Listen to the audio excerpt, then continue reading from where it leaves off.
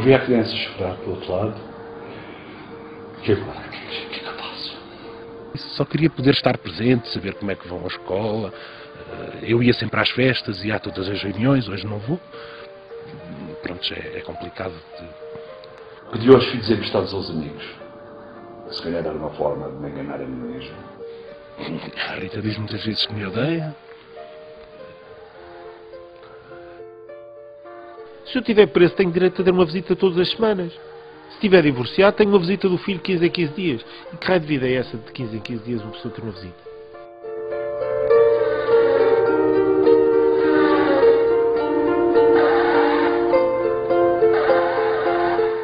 Compro uma passagem de avião e arranquei-me do Brasil. Completamente desfeito. Completamente desfeito. Alugo um carro em São Paulo, faço aqueles 700 km sozinho, numa noite seguinte, depois de uma noite perdida de avião. Chego à porta dela, foi o choque, foi o estouro. Vou falar com os coiotes, e os coiotes, fundamentalmente, a função deles era as pessoas, alguém que trouxesse a Ana Gabriela para o México, e no México passarem para os Estados Unidos. E nos Estados Unidos, como cidadã estrangeira, com facilidade, viria para cá. Eu pedi-lhes uns dias para pensar. E depois voltei a abordá-los uma segunda vez e a proposta que lhe fiz foi: vocês trazem-me a minha filha para cá, mas numa condição, eu estou junto, eu fico junto, porque aquilo que acontecer a ela, eu estou junto também. Eu tive lá mais 2 ou 3 dias, pensei e ponderei sobre isto tudo e disse: não se está a falar de um carro, não se está a falar de um imóvel, a minha filha precisa de estabilidade. A última foto que recebi da minha filha foi em agosto do ano passado. Só ver dia 12/8 do ano passado por e-mail. Porquê é que guardei? Porque é que não voltei por cima desse casar? Pelas mesmas razões que não voltei a passar à porta do infantário onde a Ana Gabriela estava. Pelas mesmas razões que não participei no jardim.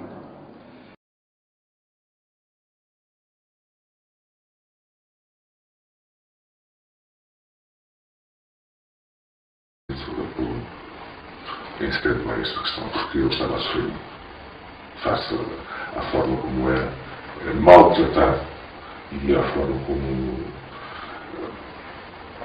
ele estava a ser prejudicado sistematicamente por e simplesmente querer estar culpado. Apesar do sexo do meu filho, maus tratos, e mais membros da minha família, apesar dos maus tratos do meu filho. Esse processo teve uma duração de 8 meses, foi arquivado. O filho, em vez de esse processo, e até voltar a vê-lo novamente, prestava cerca de 2 anos. Todas as fartas feiras ia à escola do meu filho para saber se ele estava ou não estava, e como é que estava, e como é que estavam as atividades dele escolares, e todas as sextas-feiras alternadas ia tocar a campainha para ir buscar o meu filho. Portanto, sendo certo, nunca encontrei o meu filho, quer na escola, e em casa nunca estava ninguém. Os momentos mais fracos. Não quero. Se calhar não sou mais fraco, mas é que sentimos mais as coisas. Mas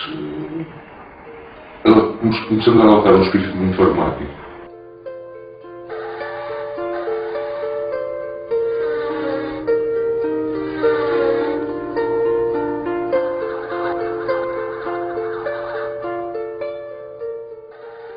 Na esperança de que as minhas filhas também viessem alguns fins de semana, quando quisessem, também precisávamos de um espaço maior para as poder ter. Pronto, a compra desta casa também foi um pouco a pensar que se elas quisessem vir um dia, quando quisessem vir cá, passar o dia com o pai, que também tivessem um espaço delas. E elas não dormiram aqui? Não, nunca dormiram aqui. Eu achei que as férias queriam fazer a diferença, que no período das férias queria normalizar as coisas com as minhas filhas. Fui à porta para as ir buscar e elas não vieram. Foi a única vez que chamei a polícia, porque não consegui trazê-las de férias. A mãe veio e disse que elas que não iam. Pensei o que é que havia de levar, porque quero sempre dar algo às minhas filhas, são minhas filhas. Levei-lhes uns leitores de MP4 e uns ovitos de chocolate, levava aquilo nos sacos, pousaram o saco no chão e disseram que iam pensar se depois iam buscar os sacos. Está sempre ali muita frieza,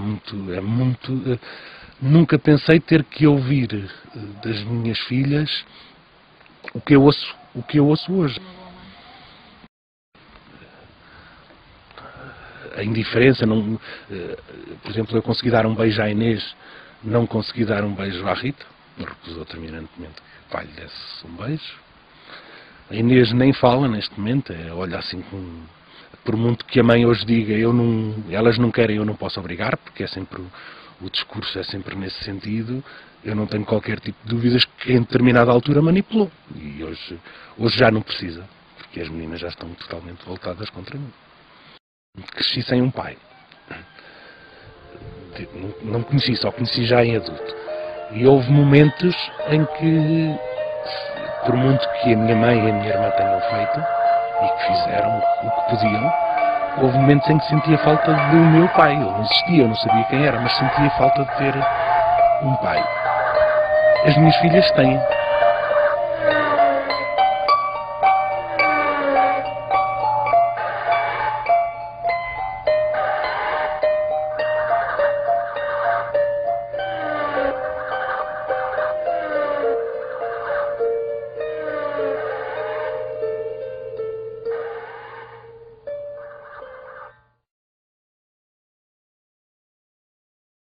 Havia uma concepção muito machista da vivência conjugal, do exercício das responsabilidades parentais. Isso ainda se nota. Isso ainda se nota. Neste momento, talvez se note mais ainda por parte das mulheres do que por parte dos homens. Portanto, ainda acham que os homens estão mais habilitados para determinadas coisas e elas estão muito mais habilitadas para cuidar dos filhos. A maior parte dos processos em que não há acordo e aqueles que se complicam são porque disputam a guarda.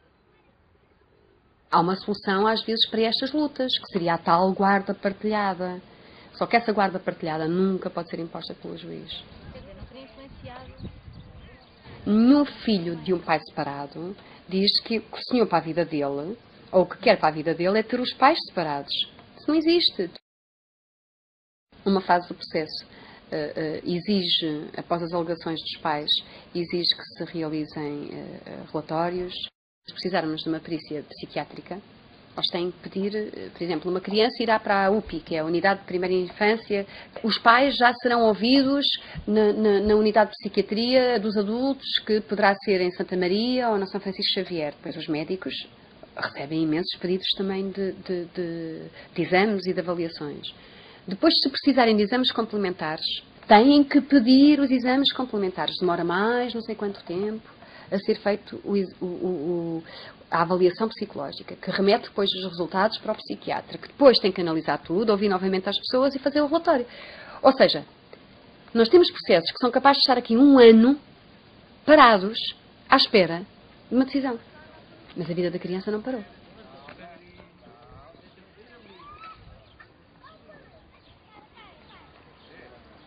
Muitas vezes, ao fim dos anos, o menino praticamente não conhece o pai e o tribunal já não pode retomar as visitas, que é como quem diz os fins de semana alternados, ou não é só, nos termos do antigamente. Porque vai dizer que agora o menino praticamente o pai não conhece, é um estranho. Vamos arranjar de 15 em 15 dias, 1 hora em que o menino está com uma tia, porque a mãe e o pai pegam-se, que se vão encontrar num café ali ao pé da casa dele para ele estar à vontade, e o pai com essa tia, ou com essa vizinha, ou com essa cunhada, ou quem ele quiser, vai estar meia hora com o menino num café onde... Não podem desistir. A criança está a sofrer, mas é porque tem que lhe dizer aquilo. Mas o pai desaparecer provoca-lhe um sofrimento ainda maior. Porque a criança convence que é verdade. A mãe dizia que a criança não queria ver o pai. E a criança não queria ver o pai. E nós fizemos uma conferência e a mãe mantinha a mesma situação. O que é facto é que aquele pai continuava 30 anos a pedir para ver a filha. E então eu disse-lhe, pronto, olha, então a partir de agora, uma vez que a senhora não não me invoca, não me apresenta nenhuma razão válida para que a sua filha não esteja com o pai, na próxima sexta-feira a menina entrega ao pai aqui na minha presença. E foi neste gabinete. Não deixei que ninguém se despedisse da criança. Tinha vindo a família para se despedir da criança e disse, não, a criança vai ao pai hoje. E a menina chorava, e que não queria ir, e que não queria ir, e que não queria ir. E eu disse, não, mas tu hoje vais ao teu pai. Vais hoje, vens amanhã. Portanto, vamos experimentar. Tu hoje vais ao teu pai. A mãe saiu toda a gente. Mandei entrar o pai. Quando ela teve a certeza que a mãe não estava, ela pega na mão do pai e disse, vamos comprar um presente para a Mana.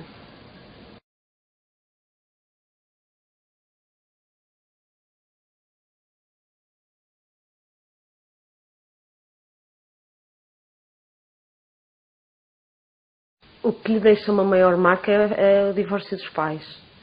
Mas, logicamente, que essa guerra depois que deixa muitas marcas.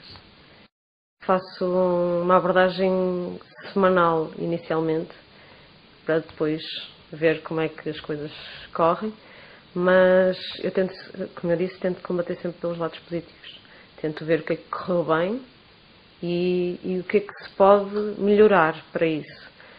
E em relação aos pontos maus, aquilo que...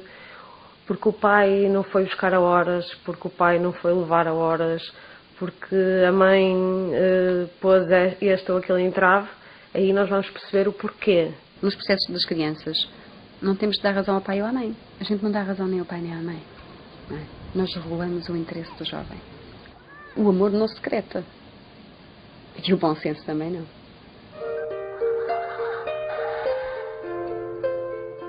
Por volta dos 6 anos eu deixei de ver o meu pai e tive muitos anos sem o ver. Tive 15 anos sem o ver. Portanto, ele acabou provavelmente por também fartar-se de tentar ver-me, porque era muito mais fácil para a minha mãe ter-me com ela e não me deixar ir com o meu pai. Eu soube quando fiz 8 anos, ele ligou-me, assim do nada, eu lembro perfeitamente. Ligou-me e disse, Marta, parabéns, sei que fazes hoje 8 anos, é para dizer que tiveste uma irmã. E na altura aquilo soou muito estranho. Outro episódio que eu me lembro foi uma vez que o meu pai me quis ir buscar a casa da minha avó e a minha avó não queria deixar e ele foi com um amigo que era assim enorme e lembro deles conversarem à porta e levas e não levas e podes deixá-la e lembro que aquele episódio me marcou imenso.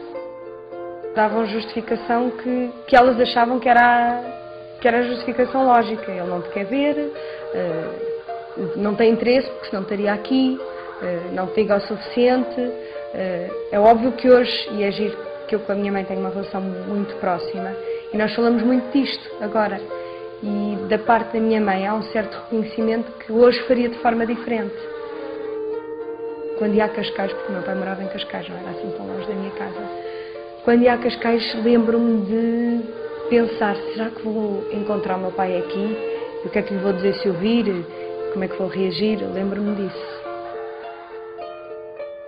Foi uma irmã dele, minha tia Fátima, que me ligou e disse, Marta, gostava muito que nos encontrássemos, já tens uma idade para decidir se queres dar para o teu pai ou não. E como tens 3 irmãos que gostavam muito de te conhecer, nomeadamente a mais pequenina, que era a Inês, acho que está na altura de os conheceres. Para mim a palavra pai é um bocadinho oca, porque pai para mim não significa o que significa para muitas pessoas, não é? É uma palavra que eu nunca usei, porque com 5 anos não me lembro como é que chamava. Eu cheguei a estar separada do meu marido durante 2 anos e as minhas filhas eram pequeninas e foi engraçado ter passado por isso porque me deu a perspectiva contrária de como é fácil nós cairmos nessa armadilha, de querermos passar a nossa angústia para a relação que temos, neste caso, com o ex-marido. E eu fui corrigida muitas vezes pela minha mãe. Me dizia, não faças isso, Marta, não caias nesse erro que a mãe já caiu. E tenta contrariar isso. E realmente tentei e consegui e sempre mantive, mesmo nas alturas em que estava muito magoada com o meu ex-marido, tentei manter a cordialidade, tentei manter-me consciente que o que interessava ali era as minhas filhas não perderem o contacto com o pai. O meu maior sofrimento quando me separei do meu marido era quase, sei lá, 80% do meu sofrimento deveu-se a isso. Porque eu não queria ver as minhas filhas a passarem por aquilo que eu tinha passado. A mágoa vem ao de cima, não é? E nós, ao querermos ferir a outra pessoa, os filhos quase que são uma arma. E são a melhor arma de atingir a outra pessoa. Quando eu casei, tomei a decisão de que queria entrar sozinha. Inclusivamente, não convidei na altura o meu pai, porque também tinha-me começado a dar com ele há muito pouco tempo. O meu pai teve 15 anos ausente, portanto, acaba por não fazer parte da minha história. Para além disso, eu queria proteger a minha mãe. Tentei protegê-la ao máximo desse mal-estar de vir o meu pai.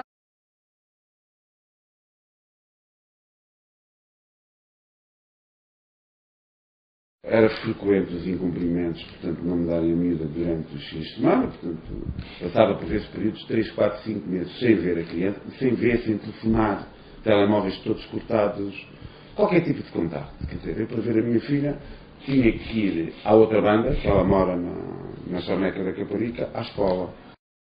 Não entrava dentro da escola para não armar sarilhos e via a miúda ali. Quer dizer, é uma situação... Quer dizer, que é impossível prolongar isto durante muitos anos, não é? A pessoa chega a um determinado ponto, está farta. Comecei a notar alterações de comportamento da miúda. Portanto, a miúda já não queria vir comigo, que era uma coisa que nunca tinha sucedido. E eu reparei, quer dizer, estar aqui só me vão aumentar a pensão de alimentos. E nada se vai resolver, quer dizer, mesmo aqueles 15 e 15 dias não é cumprido, quanto mais darem mais para quê? Eu sei que a miúda pratica atividades extracurriculares, natação, cartas que eu escrevia, dizer onde é que ela a pratica, que horários, nunca me respondeu. Então, ao fim de 4 ou 5 anos, portanto, primeiro foram os primos, os tios, esse contacto já perdeu completamente. Os meus pais, que ainda são vivos, têm 80 e tal anos, 70 e tal anos, quer dizer, não estão para estar ligados a esta coisa. Eu andei em cima do cavalo durante muitos anos, até que cheguei a um ponto que me chateei e que disse, pá, a vida não é isto, não é? E nem é isto ter um filho. Perde-se aquela relação normal entre familiares. Isso é óbvio. Não é?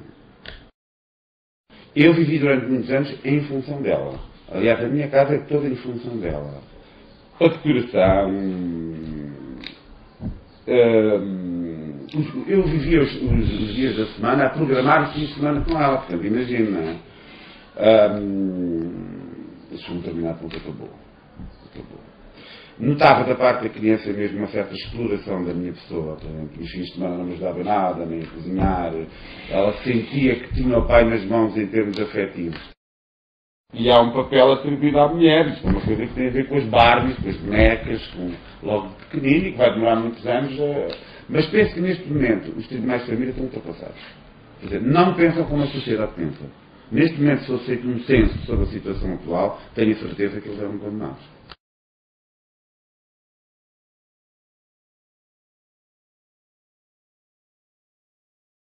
Foi feita nova regulação da ideia patronal e eu, claro, estava, enfim, um bocado desesperado, digamos.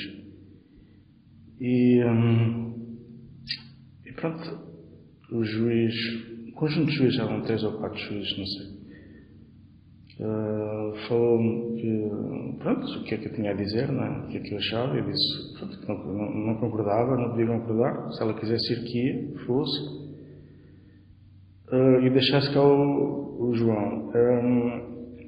Pronto, aí eu senti alguma pressão da parte, pelo menos de um juiz, no aspecto de, pronto, pressionar para eu aceitar. Eu acabei por aceitar, porque eu quis, obviamente, foi de boa vontade, porque, pronto, eu comecei a ver as coisas, enfim, comecei a ver que aquilo era uma questão de tempo, quer queiramos, quer não, e pronto, ir para a Suíça, pronto, não seria no fim do mundo, quer dizer, hoje em dia facilmente se vai lá, ele vem cá, enfim. E também, pronto, a razão, sobretudo, principal da mãe era por causa do desemprego, e ela pensava que lá, portanto, teria melhores condições, arranjaria um emprego melhor, e isso refletia também no João. E para ele também, enfim, é uma cultura, enfim, diferente da nossa, não sei se é melhor ou se é pior, talvez haja, pronto, algumas coisas um pouco melhores. A mãe trouxe-o, conforme ficou estipulado, e ele veio, ao contrário, eu fui buscá-lo e a mãe veio buscá-lo a ele. Pronto, a partir de 2004, 2005, 2006, 2007, 2009, tenho ido lá todos os anos à Suíça, a Geneve. Ele está em Lyon. Tenho lá ido todos os anos. Normalmente vou ou nas férias do Carnaval ou nas férias da Páscoa dele. E pronto, e estou lá, alugo lá, reservo lá um hotel e estamos lá uma semana juntos. E ela respondeu-me a dizer que este ano já tinha um programa para as férias, tanto para um como para outros. Pronto, eu achei que pronto, era demais, não achei que era demais.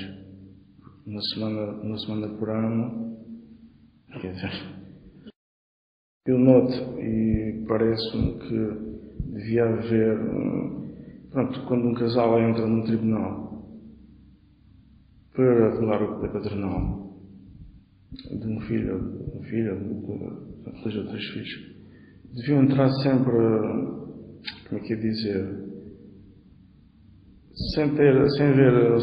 sentia que o elemento feminino tem sempre alguma vantagem. A impressão que me deu foi isso. Eu, desde que ele nasceu, até quando pronto, eu era uma pessoa que dava-lhe banho, dava-lhe fralda, dava-lhe comida, vestia, despia, fazia sempre tudo. Mas isso surgiu naturalmente. A Associação Pais para Sempre é uma associação que nasceu em 1998, a partir de uma ideia da doutora Maria Saldanha Pinto Ribeiro, que sentiu já na altura, e mantém-se ainda hoje, essa necessidade de salvaguardar o interesse dos filhos após a separação ou o divórcio. Há um momento em que todos os pais que se veem nesta situação pela primeira vez e que vão ao tribunal e ouvem dizer enormidades e que lhes parece serem enormidades, então, mas queira dizer, eu tratei da minha filha desde que nasceu, dei-lhe banho, lavei-a, dei-lhe de comer, fui eu que a recebi nos braços quando ela nasceu e agora de repente parece-me que este senhor vestido de preto e diz que eu tenho que provar que sou capaz de ser pai e que não posso estar com a minha filha porque ela é muito pequenina. Quer dizer, eu tratei dela quando ela acabou de nascer, tinha minutos de vida, e agora que ela tem 1 ano e meio ou que tem 2 anos, já não pode dormir em minha casa, e as pessoas ficam completamente perdidas quando isso acontece, ficam sem chão. Isto é devastador, é demolidor. Sai-se do tribunal a pensar que caminhão é que me atropelou. E é nessa medida que a Associação Pais para Sempre aparece aqui, capaz de já de compreender pela primeira vez. A pessoa que chega à associação já falou com advogados, já falou com juízes, já falou com assistentes sociais, provavelmente. Agora, as CPCJ, as Comissões de Proteção de Crianças e Jovens, na altura, o Instituto de Recepção Social, já tinham falado todos com essa pessoa e ninguém tinha compreendido o que aquele pai passava. Mas qual é o seu problema? Está com a criança de 15 dias e depois. Há um trabalho de atendimento de utentes que é assegurado por uma série de técnicos que pode contribuir para que as relações daquelas crianças que estão efetivamente em risco possam estar garantidos. Para além disso, temos o outro trabalho, também junto, como já referi, junto do legislador, através de ações ou de audiências junto dos senhores deputados. Em 2001, por exemplo, apresentámos uma petição à Assembleia da República no sentido de alterar a lei, o Código Civil, em concreto, por forma a que deixasse de se chamar poder paternal estas questões e se passasse a chamar responsabilidades parentais, que outros aspectos desta área também fossem alterados, como, por exemplo, passar a ser a norma a guarda conjunta. O pai que é alienado realmente perde, obviamente, o crescimento do filho. E isto é uma das coisas que não se recupera mais.